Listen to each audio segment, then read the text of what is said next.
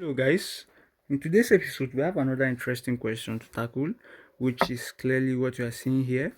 It can so clearly 4 over 9 can be written as 2 power 2 over 3 power 2, everything raised to power of this to be equals 2 over 3 power 39 minus square root of x. Now, reason why I made this to be 2 over 3 is because I have something here which I want to compare at the end, right?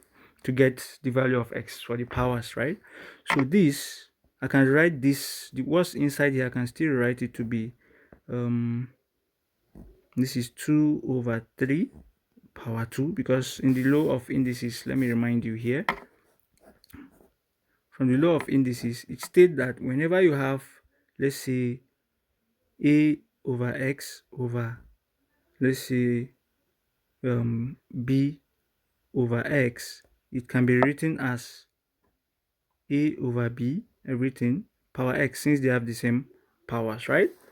So which is what you are seeing here, 2 and 2, I just made it to be 1, all raised to power square root of x to be equals 2 over 3 power 39 minus square root of x, which you know from the law of indices that we've been seeing recently, 2 times root of x, we can rewrite it to be 2 over 3 power 2 times root of x can be written as 2 root x to be equals 2 over 3 power 39 minus square root of x, which you see clearly we've achieved what we want, 2 over 3, 2 over 3. We can equate the powers since we have the same basis this time around, right? And our power is going to be 2 root x to be equals to 39 minus root x, right?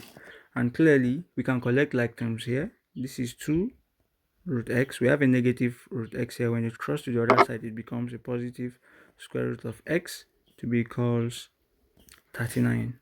So that this is 2 root x plus root x is 3 square root of x to be equals to 39. So that we can divide both sides by 3 here, right?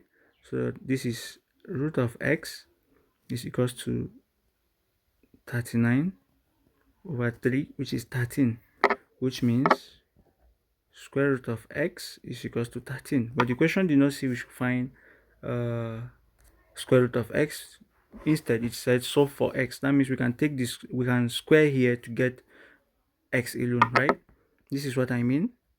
Square root of x squared and 13 squared will make me get rid of the square root sign here with this, so that I will have x to be left is equals 13 squared, I think, is 169, which means x is nothing but 169. You can do some substitution there to confirm if it's this or not. Thanks for watching and see you in the next episode.